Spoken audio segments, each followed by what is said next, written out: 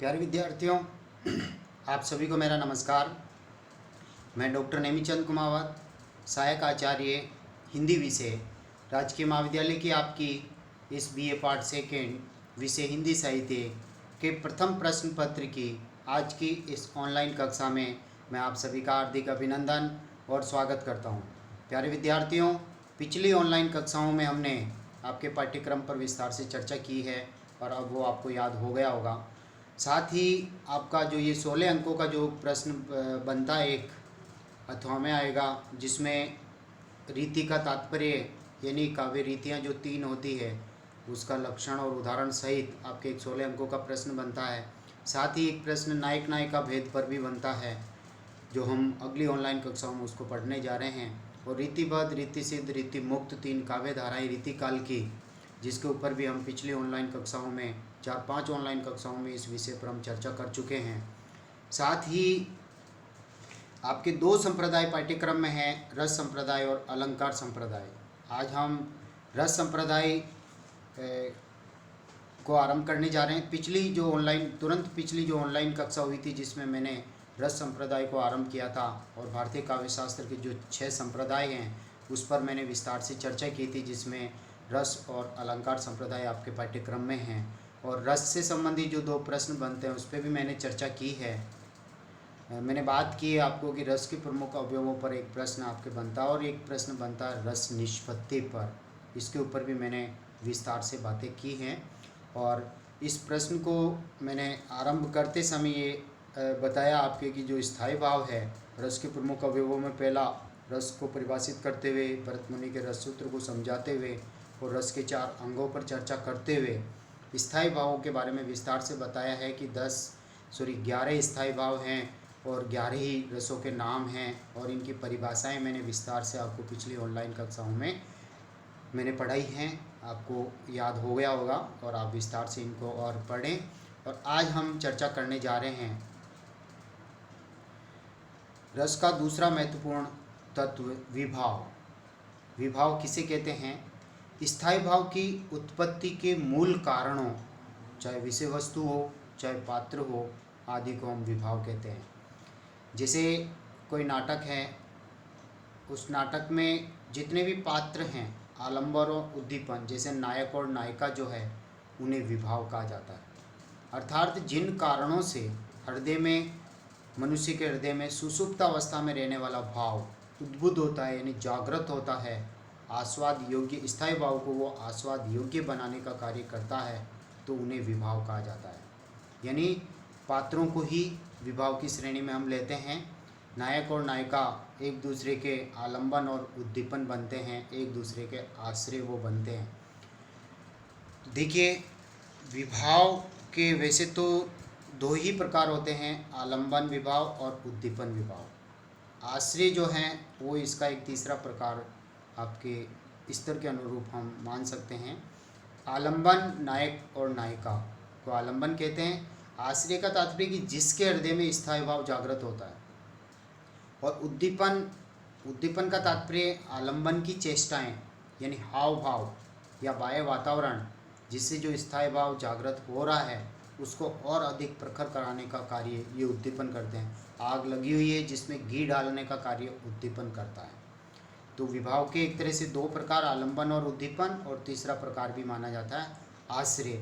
इसी तरह से हम आप विस्तार से इसको पढ़ना चाहें तो आलंबन के भी 2 प्रकार हैं, एक विषयनिष्ठ और एक विषयनिष्ठ से संबंधित। उद्दीपन के भी 2 प्रकार होते हैं, लेकिन इतना विस्तार में आपको नहीं जाना है। आपके जो एक 16 अंकों का प्रश्न आना, आपको वहीं तक सीमित रहना आपको।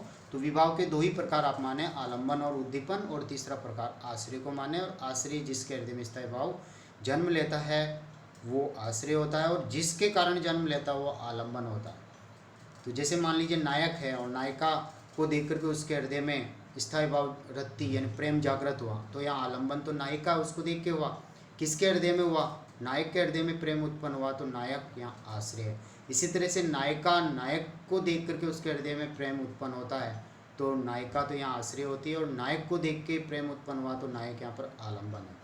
और बाहरी प्राकृतिक परिवेश, जैसे नदी का एकांत किनारा, सावन का महीना, चांदनी रात, जनसमाज से दूर एकांत स्थल, ये उस प्रेम को और अधिक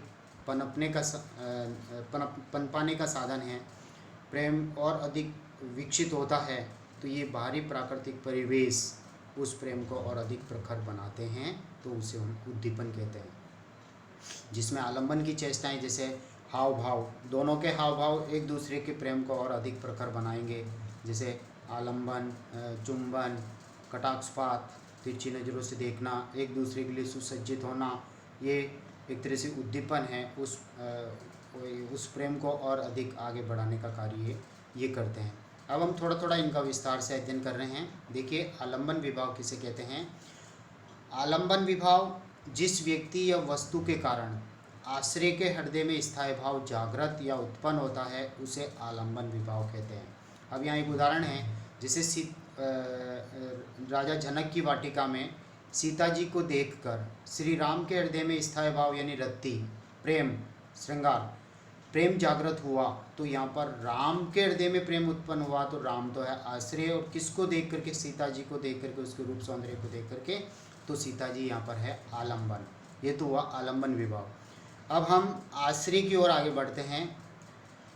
आश्रय यानी जिस व्यक्ति के हृदय में स्थायी भाव जागृत होता है, वह व्यक्ति यानी वह पात्र यानी वह नायक या नायिका जिसके हृदय में प्रेम उत्पन्न हुआ, रति नामक स्थायी भाव या अन्य 11 स्थायी भाव है, कोई सा भी भाव, जैसे भयानक वस्तु को देख करके हृदय में अचानक भय उत्पन्न हो गया, पहले तो नहीं था, तो किसको देखा, जैसे सांप या शेर को, तो वो जो डरावनी वस्तु है वो आलंबन है। और किसके हृदय में भय उत्पन्न हुआ, स्त्री या पुरुष, तो वहाँ आश्रय बन जाएगा।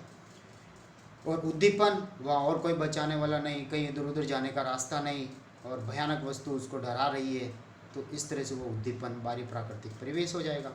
अब हम तीसरे बिंदु की ओर बढ़ते हैं, और वो तीसरा बिंदु उद्दीपन, यानी विभाव के 3 प्रकार हम ले रहे हैं, आलंबन, आश्रय और उद्दीपन।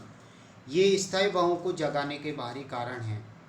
इसमें आलंबन की चेष्टाएं और बाह्य प्राकृतिक वातावरण आता है, जो स्थायी भाव को और अधिक उद्दीप्त, प्रबुद्ध, उत्तेजित कर देते हैं। जैसे आलंबन के हाव भाव, यानी नायक नायिका के एक दूसरे के हाव भाव, चेष्टाएं, सुंदर वेशभूषा, कमनी कलेवर यानी सुंदर शरीर, उनकी चेष्टाएं, और दूसरी ओर बाहरी प्राकृतिक परिवेश जैसे रम्य उपवन, बसंत ऋतु, कोकिल कुंजन आदि बाह्य वातावरण, चांदनी रात, नदी का एकांत किनारा आदि, ये उद्दीपनकारी प्रकृति है जो उस प्रेम को और अधिक प्रखर बनाने का कार्य करती है। फिर तीसरे बिंदु की ओर हम बढ़ते हैं, अनुभाव। अनु प्लस भाव यानी स्थायी भावों के बाद जन्म लेने वाले भाव अनुभाव कहलाते हैं। आलंबन की चेष्टाएं उद्दीपन के अंतर्गत आती है। आलंबन की जो चेष्टाएं होती है यानी नायक नायिकाओं की एक दूसरे की चेष्टाएं, वो उनके प्रेम को और अधिक प्रखर बनाने का कार्य करती है, तो वो उद्दीपन के अंतर्गत आती है। जबकि आश्रय की चेष्टाएं अनुभाव के अंतर्गत आती है, कि यानी उसके हृदय में कौन सा भाव उत्पन्न हुआ। स्थायी भाव का बोध कराने वाले कारण अनुभाव कहलाते हैं। आश्रय की बाह्य चेष्टाएं जिससे पता चलता है कि कौन सा भाव उद्बुद्ध हुआ। मैं यहाँ पर एक उदाहरण आपके सामने रखना चाहता हूँ, यानी कहने का तात्पर्य है कि जैसे मान लीजिए कि एक स्त्री या पुरुष, आप अच्छी तरह से सुने, आपके स्थायी भाव समझ में आ जाएंगे, आपके विभाव समझ में आ जाएगा, आपके अनुभाव समझ में आ जाएगा, क्योंकि अनुभावों के जो प्रकार हैं वो 4 हैं। देखिए, चारों को पहले एक बार पढ़ लेते, फिर मैं एक उदाहरण देता हूँ जिससे आपकी सारी विषय वस्तु अच्छी तरह से समझ में आ जाएगी। अनुभाव यानी उत्पन्न स्थायी भाव को बाहर प्रकट करने वाला कार्य है, ये प्रकाशित करने वाला है। ये 4 प्रकार के होते हैं। जैसे वाचिक अनुभाव, वाचिक का तात्पर्य वाणी द्वारा भावों की अभिव्यक्ति, चाहे हर्ष, विषाद, भय, शोक, क्रोध, घृणा, इन जो भावों की अभिव्यक्ति हम करते हैं वो वाचिक, वाणी के द्वारा अभिव्यक्ति वाचिक अनुभाव हैं। कायिक अनुभव, जैसे एक तरह से जैसे नायक नायिका प्रेम भरी बातें करते हैं, तो वाणी के द्वारा ही वो प्रेम की अभिव्यक्ति और इजहार करते हैं, तो वाचिक अनुभाव है। लेकिन उनकी बातों से पता चल जाता है कि यहाँ पर कौन सा भाव उत्पन्न हुआ, उनमें नफरत है या उनमें क्रोध है या उनमें रति नामक स्थायी भाव हैं। इसी तरह से कायिक अनुभाव, कायिक यानी आंगिक, अंग यानी आश्रय की शारीरिक चेष्टाएं, कटाक्षपात, भ्रू संचालन आदि, ये कायिक अनुभाव यानी शरीर के अंगों द्वारा इशारा। इसी तरह से आहार्य अनुभव, ये आलंबन से जुड़े हुए हैं, एक दूसरे आलंबन, एक दूसरे का आश्रय से वो जो बनते हैं। तो जैसे कृत्रिम वेशभूषा, नायिका जैसे अपने आप को बहुत सुंदर रूप में सुसज्जित करती है, नायक भी अपने आप को सुंदर रूप में सुसज्जित करते हैं, अलंकरण या नवीन वेशभूषा धारण करते हैं, तो एक दूसरे में लगा पता चलता है कि यहाँ पर कौन सा भाव यानी रति नामक स्थायी भाव जन्म लिया या इन दोनों में प्रेम घनिष्ठता की ओर बढ़ रहा है, तो इसलिए एक दूसरे के लिए सज रहे हैं और एक दूसरे के करीब आ रहे हैं, तो वो आहारी अनुभव में आता है। इसी तरह से चौथा सात्विक अनुभव है, और सात्विक अनुभवों के 8 प्रकार हैं, क्योंकि ये आश्रय के बिना प्रयत्न की उत्पन्न होने वाले विकार हैं और इनके ऊपर किसी मनुष्य का कोई वश नहीं चलता है, वो सात्विक अनुभवों की श्रेणी में आते हैं और इनकी संख्या 8 है। जैसे स्वेद, पसीना आना, यानी किसी भयानक वस्तु से डर गए हो, लगातार पसीना आ रहा, तो पसीने को चाह करके भी मनुष्य नहीं रोक सकता। इसी तरह से कंप यानी वेपत्तु यानी कांपना, मनुष्य के हाथ पाँव में किसी भयानक रूप से डरना या क्रोध या गुस्से में या फिर कैसे ही हो किसी भी परिस्थिति में हाथ पाँव कांप रहे हैं, तो कंपन को मनुष्य चाह करके भी नहीं रोक सकता। इसी तरह से रोमांच यानी स्पर्श आदि से जो रोमांच होता है, रोमावली खड़ी होती है, सिर्फ यानी हाथों के जो बाल हैं वो खड़े हो जाते थे, इस रोमावली को भी मनुष्य चाह करके भी नहीं रोक सकता। इसी तरह से स्तंभ, शरीर का आकस्मिक संचालन रुक जाना, यानी हर्ष या भय या लज्जा से हम स्तंभ की तरह, खंभे की तरह एक ट्रक खड़े रह जाते हैं, तो जा कर के भी हम हिल नहीं डुल सकते। स्वर भंग यानी स्वर का गदगद हो जाना, यानी भयानक रूप से कहीं डर गए हों और हम कहना कुछ चाह रहे हैं और निकल कुछ और रहा है, वो आवाज़ का, वाणी का खंडित होना, और मनुष्य चाह कर के भी इसके ऊपर कंट्रोल नहीं कर सकता। इसी तरह से अश्रु यानी किसी शोक में, दुख में या वियोग श्रृंगार में जब लगातार अश्रुपात हो रहा है, तो चाह कर के भी मनुष्य आंसुओं को नहीं रोक सकता। वेवर्ण्य, वेवर्ण्य का तात्पर्य विवर्ण यानी चेहरे का रंग उड़ जाना, क्रोध, भय, लज्जा, घृणा, नफरत आदि से चेहरे का रंग उड़ जाना, पीला पड़ जाना या क्रोध में लाल होना, मनुष्य चाह करके भी इसको नहीं रोक सकते। इसी तरह से प्रलय, प्रलय का तात्पर्य मूर्छा आना, बेहोशी होना, बेहोशी की चेष्टाएं, ये मूर्छा के अंतर्गत आती है, बेहोश हो जाना, तो इसको भी चाह करके भी मनुष्य नहीं रोक सकता। तो ये सात्विक अनुभव है जिसके ऊपर मनुष्य, शारीरिक विकार हैं जिसके ऊपर मनुष्य का कोई भी वश नहीं चलता है। और अब हम देखते हैं संचारी भाव, और इनकी संख्या 33 हैं, और ये संचरण करते हैं सभी रसों में, इसलिए इनको व्यभिचारी कहते हैं, क्योंकि किसी एक ही रस के साथ में इनका स्थायी संबंध नहीं होता। जो उद्बुद्ध स्थायी भाव का पोषण कर उसे परिपुष्ट करते हैं, सहकारी कारण कह सकते हैं इनको। रसास्वादन के समय संचरण करने वाले ये भाव हैं, ये क्षणिक होते हैं, जैसे लहरें समुद्र में उठती है और उसी में विलीन हो जाती है, वैसे ही स्थायी भावों में संचारी भाव आविर्भूत और तिरोहित होते दिखाई देते हैं। व्यभिचारी कहने का तात्पर्य है कि ये किसी निश्चित स्थायी भाव के साथ नहीं रहते, बल्कि सभी के साथ ये संचरण करते रहते हैं। और इनकी संख्या जो 33 है, मैंने एक सूत्र बना रखा है यहाँ पर, आऊ मसनी चगवी। देखिए, अ से आरंभ होने वाले शब्दों को देखिए, असूया, अपस्मार, अमर्ष, अवहिता, अवहिता यानी मन के भावों को गोपनीय रखना, अवहिता, और असूया यानी ईर्ष्या भाव, अपस्मार यानी मृगी रोग। ठीक है, तो ये 4 अ से आरंभ हो रहे हैं। आऊ अर्थात आऊ यानी आजा, मसनी चगवी, मसनी नामक चिड़िया, चगवी यानी दाने चुग जा। तो सूत्र में लगभग सारे जो है वो 33 संचारी भाव इसमें सम्मिलित हो रहे हैं। आज से देखिए, आऊ, आ से आरंभ होने वाले आलस्य, आवेग, औत्सुक्य। ऊ से आरंभ होने वाले उग्रता, उन्माद। फिर मसनी में मैं से आरंभ होने वाले मत्ती, मद, मरण, मोह, ये संचारी भाव। स से आरंभ होने वाले स्मृति और स्वप्न। नी से आरंभ होने वाले निर्वेद और निद्रा। तभी आप इन 33 को याद रख पाओगे, और परीक्षा में 33 की संख्या लिख करके आप 10-15 का नाम भी आप लिख देंगे तो भी आपके अच्छे अंक आ जाएंगे। फिर है च से आरंभ होने वाले चिंता और चपलता। ग से आरंभ होने वाले गर्व और ग्लानि। वी से आरंभ होने वाले विबोध, वितर्क, व्याधि, विरड़ा और विषाद। और एक जो है इस सूत्र में ये सम्मिलित हो गए, लेकिन 7 ऐसे संचारी भाव रह जाते, 25 तो ये आ गए, और 7 ऐसे रह रहे हैं इसमें जो इसमें नहीं आ पाते हैं। देखिए, हंसदी, धृतराष्ट्रज, ह से हर्ष, स से शंका, दी से दीनता, धृ से धृति, और त्रा से त्रास, श्र से श्रम और जैसे जड़ता। तो इस तरह से ये 33 संचारी भाव मैंने आपके सामने रखे हैं और आप इनको अच्छी तरह से इस सूत्र के माध्यम से भी आप याद कर सकते हैं।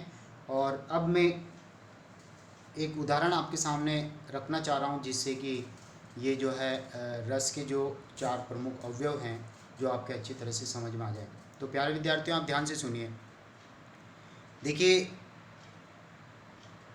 कि जैसे कि मान लीजिए एक बड़ा कक्ष है और उस कक्ष में कोई स्त्री या कोई पुरुष मान लीजिए अपनी पढ़ाई में लीन है या टीवी सीरियल देखने में लीन है, और आप यानी कहने का तात्पर्य स्त्री या पुरुष अपने कार्य में लीन हैं और एक दरवाज़ा पूरी तरह से बंद है, खिड़कियां बंद हैं, एक दरवाज़ा खुला है और कोई भयानक वस्तु, डरावनी वस्तु उसमें या डरावना कोई जानवर, सांप या कोई शेर, सिंह मान लीजिए शेर उसमें प्रवेश करता है और अचानक उससे जो भी नायिका वहाँ बैठी है वो अखबार पढ़ रही है या टीवी सीरियल देख रही है, अचानक उसका ध्यान भंग होता है। तो आप ध्यान दें कि जैसे ही उसका ध्यान उस शेर पे पड़ता है और वो भयानक रूप से डर जाती है, वो अपनी चेयर से उठना भी चाह रही है तो आधी उठी हुई आधी खड़ी हुई उस मुद्रा में, त्रिभंगी मुद्रा में जिस तरह से कृष्ण बांसुरी बजाते हैं उस टेढ़ी मेढ़ी स्थिति में वो खड़ी रहेगी।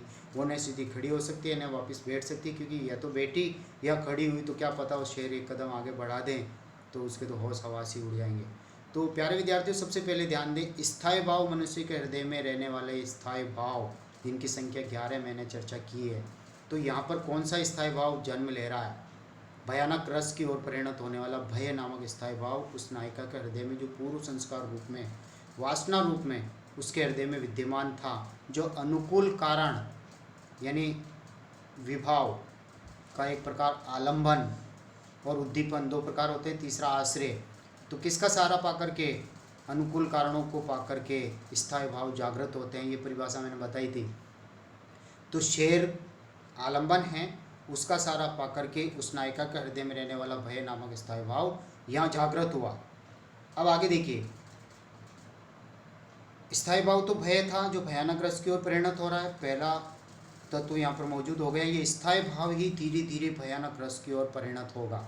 अब आप दूसरा तत्व की ओर आगे बढ़ते हैं, वो है विभाव। विभाव के 3 प्रकार मैंने बताए, आलंबन, उद्दीपन और आश्रय।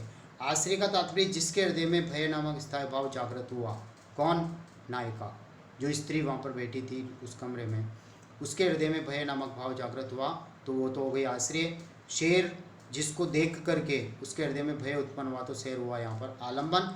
और तीसरी चीज़ देखिए कि न तो वहाँ पर कोई दरवाज़ा खुला है न कोई विंडो खुली है जिससे वे कूद करके अपनी जान बचा सकें, तो वो बाहरी प्राकृतिक परिवेश, उस कमरे का जो वातावरण है, वो वातावरण उस भय नामक स्थायी भाव को और अधिक प्रखर बना रहा है। यानी आग में घी का काम वो बाहरी प्राकृतिक परिवेश यहाँ पर कर रहा है।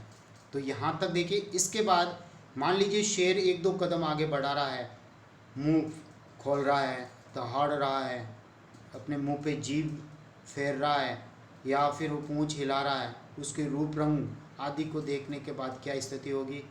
या 1-2 कदम आगे बढ़ा दिया तो क्या होगा?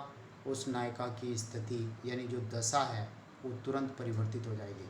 यानी अब उस नायिका को देखने मात्र से हम पता लगा सकते हैं कि कौन कौन से अनुभाव यहाँ पर काम कर रहे हैं। यानी स्थायी भाव तो जन्म ले चुका, आलंबन ने अपना काम कर दिया, उद्दीपन ने अपना काम कर दिया, आश्रय व नायिका खुद हैं जिसके हृदय में स्थायी भाव जन्म लिया। अब ये है कि अनुभाव देखिए, सबसे पहले वाचिक अनुभाव, वो वाणी के द्वारा कुछ कहना चाह रही है अपने भाई बहन माता पिता किसी को आवाज़ देना चाह रही है, पति आदि को, लेकिन आवाज़ भी नहीं निकलेगी पहली बात, और यदि आवाज़ निकलेगी तो खंडित होकर के निकलेगी। वो कहना क्या चाह रही है निकल कुछ और रहा है। तेज़ आवाज़ में बोली तो शेर और आगे बढ़ सकता है। तो ये वाचिक अनुभव हैं। इसके बाद में कायिक अनुभव, उसके शरीर के हाथ पांव कांप रहे हैं, जिसके ऊपर उसका कोई वश नहीं चलता, तो ये हो गया कायिक अनुभव। उसके हाथ पांवों को कंपन करते हुए देखने से पता चल रहा है कि यहाँ पर कौन सा भाव जन्म लिया, यानी भयानक रस का स्थायी भाव भय जो और अधिक प्रखर बन रहा है। इसके बाद में कायिक हो गया, वाचिक हो गया, वाचिक हो गया, कायिक हो गया। अब आंगिक, अंगों का संचालन, आंखें लाल होना और अंग संचालन रुक जाना, जड़वत स्थिति में आ जाना, और सात्विक अनुभव जो 8 प्रकार अभी बताएं, आंसू आना, चेहरे का रंग उड़ जाना, मूर्छा जैसी स्थिति हो जाना, ये 8 अभी मैंने सात्विक अनुभवों पर चर्चा की। आपके 8 होते हैं। रोमांच, शरीर की रोमावली खड़ी होना, भयंकर रूप से डर जाना, कांपना, पसीना आना, जड़वत स्तंभ की तरह खड़े रहना, स्वर भंग होना, वाणी का खंडित होना, अश्रुपात होना, चेहरे का रंग उड़ जाना, बेहोशी की स्थिति होना, ये सारे ही इनमें से लगभग वहाँ इस भयानक रस में ये सारे ही घटनाक्रम घटित हो सकते हैं, सात्विक अनुभव देखने को मिल सकता है। और संचारी भाव तो ये तो सभी में संचरण करते रहते हैं। इनमें आवश्यकता अनुसार उग्रता भी हो सकती है, और ये एक तरह से शंका, दीनता, त्रास, अपने आप पर त्रास भी आता है, चिंता होती है, चपलता, इस तरह से एक तरह से ये आवेग में आ जाना, उग्रता, इस तरह से ये संचारी भाव भी यहाँ पर देखने को मिल रहे हैं।